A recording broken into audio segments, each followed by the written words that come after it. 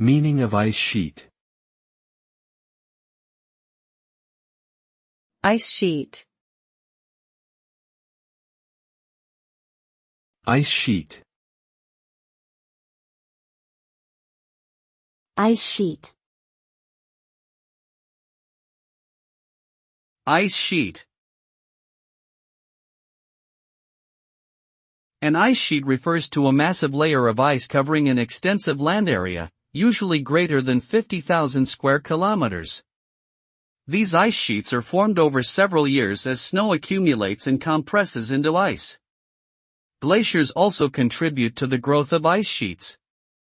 Ice sheets play a crucial role in regulating the Earth's climate, and the melting of these ice sheets contributes to rising sea levels.